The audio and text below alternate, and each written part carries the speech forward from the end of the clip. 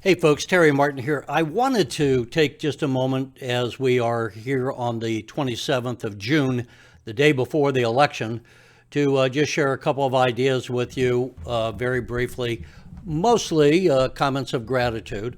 Number one, I'd like you to go out and vote. Number two, I hope that the election in the 13th district for the Republican nominee for Congress will serve as an example to others.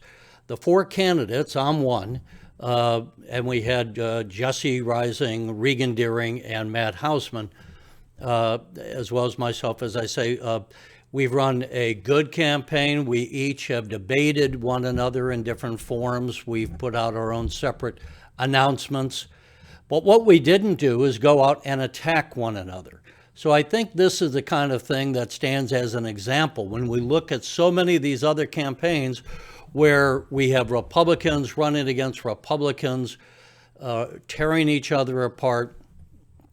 And look, here and there you're going to make criticisms, and maybe here and there, depending upon the actions of a candidate, if they're lying about you, then you have to set the record straight. But I just want to compliment my fellow Republicans in the 13th district for running a good, clean campaign where all we did was talk about the issues that we all thought were important. I also want to say, after having covered politics for 30 years, I didn't pay attention, because I didn't have to the people who work within the Republican infrastructure, the county chairman, the precinct people. That just wasn't something I had to deal with as a journalist. But as a candidate, I've come to meet a number of them and around the 7 counties that make up the new 13th district, which runs from the Mississippi to Springfield and then heads northeast over to Champaign-Urbana. So I want to say thanks to all of those, the county chairman and all of those who work within the Republican organization. It is, in so many ways, a thankless job. They put in multiple hours of their time, especially, as you can imagine, during election years. But even in off-election years, they're still there, manning the store, having fundraisers, putting together just what needs to be done so that there is a Republican Party. I'm sure the same is true on the Democratic side. I just didn't meet those people. But we should all be grateful to those people who are engaged in operating the political parties. And to that end, I would say, think about volunteering. Go to the Sangamon County Republican or St. Clair County or Madison County or Champaign County or Macon County and see how you can get involved in what help they need. It wouldn't be a whole lot of time, I don't think, but it would be good for you, if you're a true blue Republican and want to help the party, to just let them know that you're out there and that you're willing to do some of the labor and be involved as a volunteer here and there to the extent you can be. I think you would also feel good about that yourself. The last thing I wanted to say, not the last thing, but I also want to thank, before we get tomorrow's election results and find out who is the winner of the primary, I want to thank the donors to my campaign. We can't run a campaign very effectively without any money. And the thing I would also say to all of you, whether you donated to my campaign or not, if you're a Republican and you are frustrated by the actions that we are seeing, especially at the federal level, and you haven't donated to a campaign, I would encourage you to do so. Now, it's a little late for the primary, but it's not too late for the fall election. And folks, here's what I would tell you. You might say, money is tight, and I can understand that. That's why we're running to change what's going on in Washington, because they're crushing the middle class.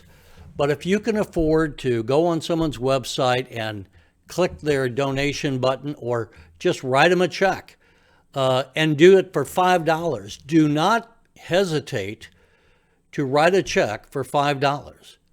Don't think it's too little. if everyone who I'm talking to would donate $5, those campaigns collectively would get $5,000 or $10,000 that they can really put to good use. Every dollar counts. So don't think it's not, it's insignificant. And if you can do $10 or $20, do that. If you can only do $5 a time, but you can donate 4 times, then do that. But do this. Don't sit there and complain about the direction of the country, and yet at the same time, you're not willing to put $5 toward someone who is out there working very hard and spending a lot of their time running for office, when you could at least not invest your time, but invest a couple of dollars. So that I would encourage you to do that. That would really make a difference. And I want to, along those lines of volunteering, I want to also thank the college Republicans for their putting on the forum at the University of Illinois Springfield in April. That was a good forum, and for them carrying the Republican banner on the college campuses. The direction of the United States is based on what happens in our elections and in our efforts to secure the principles and values we all believe in, we at least as Republicans. And let's just look at the success. The Roe v. Wade being overturned, which I support, which just happened, is in part a monumental tribute to democracy, to the ability of people to have their voices heard and expressed. And that took 50 years of grinding out, working on campaigns, donating to campaigns, trying to get the right people in Congress, trying to get the right people elected to the Senate, and then trying to get the right people elected to the White House. Because of President Trump being elected in 2016 and having his 3 nominees, Roe v. Wade was overturned. If you haven't seen it, I posted Megyn Kelly's, and she's a lawyer if you don't know, Megyn Kelly's analysis on why it was a right thing to do to overrule Roe v. Wade. And I posted that on my Facebook page, Terry Martin for Congress, so you can see that there. The thing I would say is, in brief, Roe v. Wade the overturning Roe v. Wade did not do away with abortion.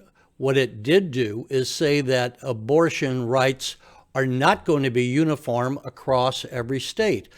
Just as every state sets its own tax policies, every state adjusts its own levels for what is speeding on the highway. They adjust their own regulations on education and businesses.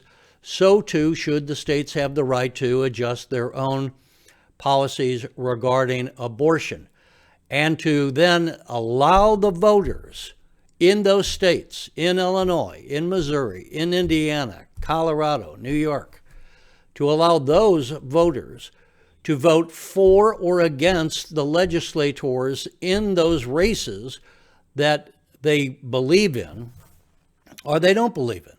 But this is a better democracy. This is giving the power of decision-making back to the people where it belongs. It is power to the people, not power to the Supreme Court. And that, in essence, which is what was all along wrong with the decision of Roe v. Wade, that they nationalized an issue which should have remained in the purview of state governments. And now it's back there again.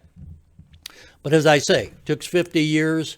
It's not the only time the Supreme Court has reversed on precedent. So the fact that it took 50 years is not a tribute to the validity of Roe v. Wade as a ruling. It's just that it took that long to have it reversed. So as we sit here on the eve of the election, I'll say if you haven't made up your mind in the 13th district, I would appreciate your vote. I am pro-Second Amendment, pro-life. I was endorsed by the Illinois Family Action Group. I am a fiscal conservative, and I think that we need to take affirmative steps to protect the middle class America and, frankly, our entire economy by keeping fossil fuels and allowing our oil industry to develop further drilling, further production of oil and gas, further refinery of gasoline, further use of natural gas, until such time as we have viable and affordable alternatives to fossil fuels. Right now, we do not have viable and affordable alternatives to fossil fuels. That's the nub of it. I've done some other stories, talks on that, some other postings on my Facebook page and on my YouTube page. You can look at those if you wish. I'll close this out now, folks, though. Please do go and vote. This is an important election, the 13th District of Illinois. This is, and for all of them, all the districts are newly drawn. So go out and vote. Have your Republican votes count in this primary, and make sure you go out and vote in the fall so that your voice will be heard. As we've just seen with the Roe v. Wade, it matters, and it matters greatly. And that is the whole point of our system here in America, that we allow the people to have the right to vote. I will close with this. Thanks so much to all, and we will do a follow-up after the election.